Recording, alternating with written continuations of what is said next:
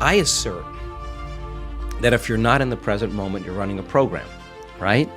And paying attention is being present. And it's a skill just like anything else. The more you practice it, the better you get at it. And you know when someone's present with you in your life because they're paying attention to you. And you know when they're not present with you because they're not paying attention to you. So, where you place your attention is where you place your energy. So if you have all of your attention in the present moment, you're conserving a lot of energy to create with. If I'm talking to you and you're thinking about where you're going to go for lunch and who you're going to go with and how you're going to get there, and I'm talking to you, you left the present moment and your attention went to some future. And your energy will go down and you won't be able to comprehend what I said. If you start thinking about what you should have said at the staff meeting 3 days ago, and I'm talking to you and your mind is back in the past, you're siphoning energy out of the present moment into the past. So people are constantly siphoning their energy into a familiar past or a predictable future because that's where their attention is. And the stronger the emotions that we feel to certain problems and conditions in our life, the more we pay attention to them. So we give our power away to our ex, we give our power away to that big problem, and that's creative energy that we should be able to use to create a new future. So then when a person's sitting in a meditation and they're doing absolutely nothing, and it's 8 o'clock in the morning, and their body for the last 10 years has been going in traffic and getting angry and frustrated in traffic, and now they're sitting in a meditation at 8 o'clock in the morning, the body's going to say, hey, you're off schedule. I'm used to suffering and getting angry here. Yeah. So the body's going to start looking for that emotion, and it's going to start influencing the mind, and you're going to start getting images and memories just so you can feel that emotion. Like now the person's back in the past, but if they become aware that they're siphoning energy out of the present moment into the past, and they settle the body back down into the present moment, that's a victory. And those victories add up. And you're telling the body in that moment that it's no longer the mind, that you're the mind, and that's a victory. And then people get frustrated and they say, I can't meditate. Oh, really? Well, actually, you're doing it right. That's actually what meditate. You're doing exactly what you're supposed to be doing.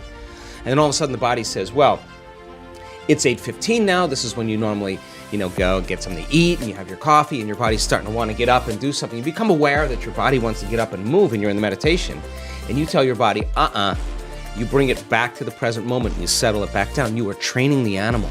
That's a victory. Now you're executing a will that's greater than the program, because most people lose their free will to a program. Now you're telling the body, I'll tell you when we get up, not when you want to get up. You're not the mind, I'm the mind. And that's a victory. Now, we've done the research on this. If you keep doing this and you stay with it, sooner or later, the body's going to surrender to a new mind. And when that happens, Sean, there's a liberation of energy. The body is freed from those habituations and those emotions. The body's going from particle to wave, from matter to energy. And all of a sudden, you're dialing down the anger. You're dialing down the vigilance. And the body now is being conditioned to a new mind. That is the present moment. And when you're in that present moment, something really amazing happens. You forget about you. All of a sudden, you're not your face, you're not your culture, you're not your marital status, you're not your diet, you're not your past.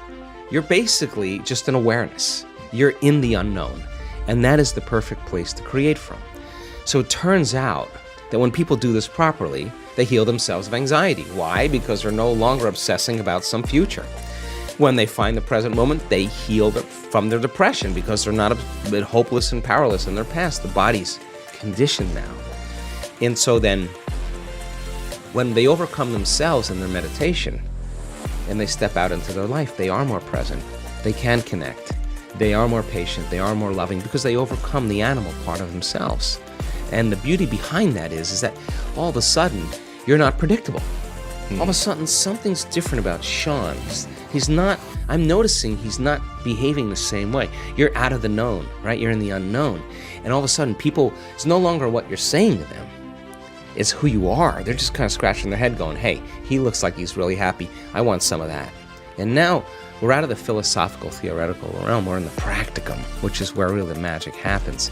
So the eternal present moment, the sweet spot of the generous present moment, is the place we can create from. And when we're there, we disconnect from our bodies. We become nobody. We disconnect from people in our lives. We're not thinking about our ex or our boss. We are no one. We're not thinking about our cell phone or computer. We are no thing. We are not thinking about where we live, where we work, where we sleep. We are nowhere. And we're not thinking about the predictable future and the familiar past. We're in no time. And when you're disconnecting or dissociating from everything known, you're in the unknown, and that's where the magic happens. So if you're sitting in your meditation and your brain is going, you can't quit, it's too hard, you're becoming familiar with those thoughts, that's a meditation. There's no such thing as a bad meditation. There's just overcoming yourself. You're sitting there and your body wants to get up and do things and check your email and check your texts, and you become aware that it's doing that, and you become familiar with that, you're in a meditation. If you're realizing that you're angry and frustrated and resentful and all you're doing is sitting there, that's in there. Now you're becoming familiar with that old self. That's a good thing. And if you start saying, what thoughts do I want to fire and wire in my brain, and you keep firing and wiring them, you're going to become familiar with those. You start reviewing who you're going to be when you open your eyes, and you keep reviewing it, reviewing it. You keep firing and wiring, it's going to become familiar to you. And if you trade resentment and impatience for gratitude and freedom and joy, and you start making those chemicals in your meditation every single day, I swear to you, you'll get familiar with that.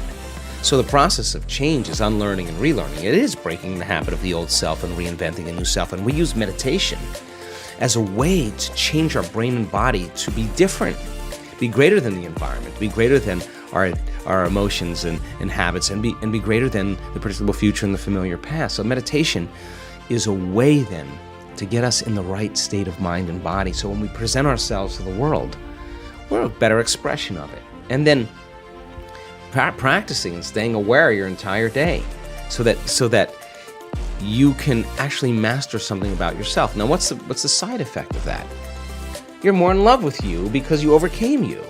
And as you overcome, and you keep overcoming, you're going to become somebody else. And so the beauty behind that is then your life begins to change in really mysterious and unusual ways. And people say, oh my God, I was so happy I forgot about my back pain or my neck pain, or I forgot about my food allergies, or whatever people are dealing with. Something biologically shifts in them, and they're freer. They're more whole. They're less separate. They feel more pleased and satisfied with themselves, and they really don't care what people think of them. And they really stop judging other people because they're not judging themselves any longer. So you could only talk around these concepts. You really have to really apply them to really begin to see the fruits of your efforts. But common people around the world are doing the uncommon because of it.